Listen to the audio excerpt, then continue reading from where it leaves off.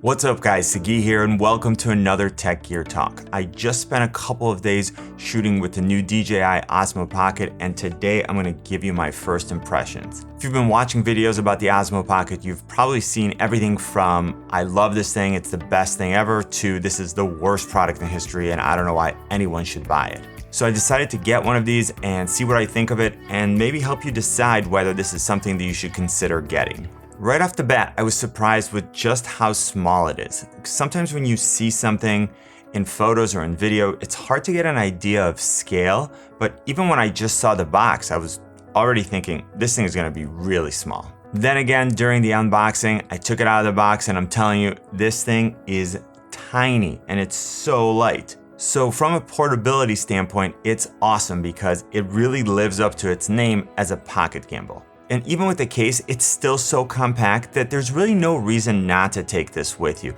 And that's a huge bonus in my book because no piece of gear is going to be useful if you don't take it with you.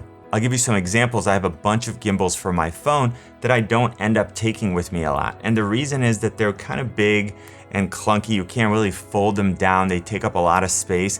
So I end up not bringing them with me very much and then I don't use them. And with the Osmo Pocket, I really can't see anyone thinking that it's too big to bring along. But there are drawbacks to having such a small device because ironically, maybe it's too small. I can't even really hold it with my whole hand and I end up using, this type of grip where I'm using just a few of my fingers. And it's not just the actual physical size that's limiting.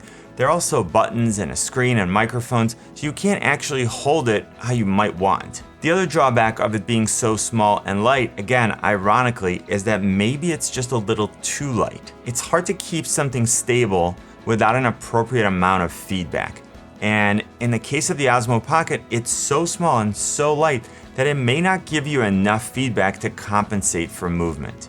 For example, when I use something like my Ready Rig, I don't ever really want my setup to be completely weightless. I want it to still weigh about 2 to 3 pounds so I can eliminate bounce. Finally, because it's so small, it's hard to get it away from you when you're using it in selfie mode. So you really have to stretch out your arm when you're vlogging. I know that the Osmo Pocket wasn't designed specifically just for vlogging, but there's also no 1/4-20 thread on the bottom, so you can't directly mount this onto something like a GorillaPod and then get additional separation. There are a couple of options for attaching the Osmo Pocket to a tripod and I'll get to them later on in this video. The last thing I want to say about the size, which I think is a great advantage specifically for people who are trying to stay under the radar and may not feel comfortable walking around with a bigger rig with a camera and a microphone and a tripod. You can vlog or get some footage with the Osmo Pocket without anyone really noticing that you're doing it. But my real advice for you is to just get over it. Shoot enough in public that you just stop thinking about the fact that there are other people around and they might be looking at you. For my more detailed review, I'll let you know whether I think the portability wins over the few drawbacks that I mentioned, but in the meanwhile, I'd love to know what you think in the comment section. Once I got past the size, I started looking at the build quality and the design. And from a build quality standpoint, it's pretty nice. It's mostly plastic with the exception of the gimbal, and the entire device seems nice and sturdy. The camera looks like the new Mavic 2 Pro camera, but has essentially a 1/2-inch 12-megapixel sensor instead of the 1-inch on the Mavic. And Hasselblad had no connection with the design or the build of this camera. This lens offers 80 degrees field of view or a 26mm equivalent with an aperture of f.2. So far I'm fine with the field of view when the camera is pointed forward, and as I mentioned, it's a little tight in selfie mode, but we'll talk about this more later. I'm super impressed that this tiny little camera can do 4K 60 and full HD at 120 frames per second, which lets me do some pretty cool slow motion. Moving down the device, we see a screen, which, not surprising, is small. It does let you see what you're shooting, and it's also a touchscreen, so it lets you change some of the settings, and I'll talk more about this later. So yes, the screen is small, but it also doesn't give you a completely accurate preview of what your final footage is going to look like, because it's not the right dimensions. So you get a cropped version of what your final footage is going to look like. Next, we have the universal port, which lets you connect the Osmo Pocket to your phone, as well as to many of the accessories. The fit of the smartphone adapter in the universal port is pretty solid, but there's no micro USB adapter. And this isn't a big deal for me because I'm using an iPhone XS, but I can imagine there's a fairly large segment which could be super frustrated by this. Below the universal port, we have one of the microphones, a charging indicator, a record button, and a multifunction button. Pretty simple and elegant design, and together with the touchscreen, it provides okay partial functionality. On the left side, we have the micro SD slot, and at the bottom, we have another microphone and the USB-C port that can be used for charging and to connect to some other accessories. The provided case is really well thought out, and it protects the gimbal and the lens while providing access to the charging port and allowing for the phone adapter to stay attached while stored. So DJI did a pretty decent job at fitting a lot on such a small device, but there are some things that came up for me. First, the USB-C port is at the bottom, which means you can't have the Osmo Pocket standing while it's charging. Now, this may be an issue for people who are using it to vlog and would like to have continuous power. Now, this becomes less of an issue once we look at how I use the Osmo Pocket on a tripod, but it's something that I wanted to mention. The first is using a clamp that I got as part of an articulating magic arm. And I'll put a link in the description to where you can buy it so you can see exactly what I got. This clamp has a 1/4-20 at the bottom, so I was able to attach it directly to my GorillaPod. And then I could take the Osmo Pocket and clamp it right in, and it stayed very secure, and I was able to walk around and vlog using this setup. The second way that I use the Osmo Pocket with a tripod is by using an iPhone mount. Now, of course, you can use that with any mobile phone mount. Basically, I attached the Osmo to the phone, and then I clamped the phone into a mount that was attached to my GorillaPod. And again, I'll include some links in the description to some of my favorite mounts. So this gives you a couple of ways that you can use the Osmo Pocket with a tripod, which is nice when you're vlogging and gives you some extra separation that's needed because of the tight angle, or if you just want the Osmo Pocket on a tripod so you can get it at eye level. The battery life has been really good so far. DJI says that you get about 140 minutes when shooting 1080p 30 frames per second, which is what I shoot my videos in. It's also nice that you can charge the device while it's operating, so you can take an external battery charger and then use it with you all day when you're walking around. You're not gonna run out of power. All right, so once I took it out of the box, charged it, I wanted to start playing around with it, but no, you can't. You have to first activate it. And I just don't get it, DJI. For me, activating the product happens when I take it out of the box. And it's annoying to have to activate and essentially register a product before being able to use it. Luckily, I already have a bunch of DJI products, so I just logged into my account and I was good to go.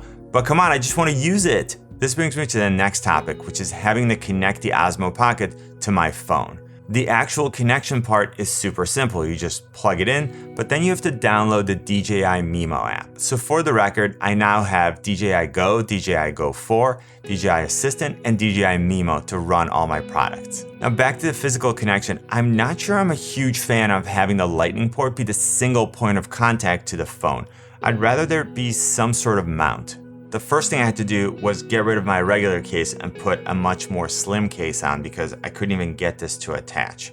And the second, it's just not that secure. And I don't know if you can tell, but it's pretty wobbly. I definitely don't like holding just the Osmo Pocket or just a phone because I feel like it's putting a lot of pressure on this one port that's designed to transfer data and power and not as a mount. I will say that while you can see that there's definitely some play with this connection, the Osmo Pocket has never fallen out. And even if I hit it, and please don't do this, you can see it doesn't ever disconnect. But I'm just curious to see how this is gonna hold over time. Okay, back to the whole having to use your phone for activation. That's not the only thing you have to use your phone for. If you remember when I talked about the build, design, and functionality, I said that the touchscreen and the buttons gave you partial functionality. And that's because there are many features that you can only control using the app. So for example, if I want to turn on some extra frame rate modes or I want to manually control my exposure, I can only do that if I use my phone. Now with the app, I can turn on Pro mode, which gives me some really nice controls. And I can even do some long exposures, which I can't wait to do more of. What I did notice during this week is that at least when you disconnect your phone from the Osmo Pocket, it saves all the settings. So you don't lose what you did But as soon as you try to make any changes, it goes back to basic mode and you have to connect it back to your phone in order to get those pro features working. Finally, I didn't see some of the advanced options that DJI advertised, like the Desync, which I assume will come with a future firm grade upgrade, but I don't know, if you said it was gonna be there, that's not that great. All right, so let's talk about the image and video quality. And as far as video, I'm pretty happy with the quality and the functions. I can have different video formats, manual control over my exposure, a histogram, zebra lines, various options in custom white balance, grid overlays, and some control over audio gain levels. Whenever I evaluate a product, be it a detailed review or a first impression video, I'm not doing it in a vacuum. So I do look at the price and the rest of the benefits of the product as part of the equation. So I'm not comparing the image quality to the C100 Mark II, and I'm considering that this is a tiny device that I can just put in my pocket and take with me anywhere. So for what this device costs, assuming that you don't factor in the price of the phone, I'm really happy with the results so far. The autofocus works pretty well, and it does a nice job at object tracking when facing forward and at facial recognition and tracking when in selfie mode. It's capable of shooting video at up to 4K 60 at 100 megabits per second, and the low light performance is actually quite good, again considering the device and the competition. The microphone does a really good job for what it is. Is it going to compete with a professional microphone? No, but soon you'll be able to get an adapter and use a 3.5mm jack and connect an external microphone. I'll let you listen to a sample where I was standing next to a very loud waterfall, and I'm super happy with the results. Alright, so this will be a quick test of the microphone. There's a super loud waterfall right next to me, and there's Christy over there hanging out on a rock.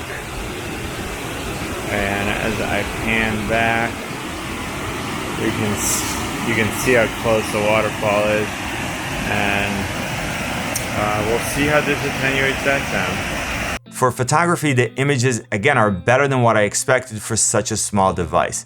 Am I gonna get earth-shattering low light performance? No, but so far I think it's really good for this type of device. Alright, so this pretty much sums up my first impressions of the DJI Osmo Pocket. And I'd say that after about a week of shooting with it, I'm pretty happy with the results. I'm very interested in knowing what you think based on what you've seen so far. Is this a device that you would consider, and why or why not? What are some of your concerns? And I'll take as many of those comments and questions into consideration when I do my full review. I did have some frustrations with activating the device and with the dependency on the phone. I wish I had gotten the Osmo Pocket wireless module so I could control and preview remotely and also charge while the Osmo Pocket is standing. I'll get into much more detail in my complete review. He'll also be comparing the Osmo Pocket with some other popular options, so there's a lot more coming. I really hope my first impressions of the Osmo Pocket were helpful. If they were, please let me know by leaving a comment, giving this video a thumbs up, and if you haven't yet, join our community by hitting the subscribe and notification buttons. You can always find me on Instagram, Twitter, and Facebook at Tech Gear Talk, and you know what I always say, buy it nice or buy it twice. Good luck, and see you soon.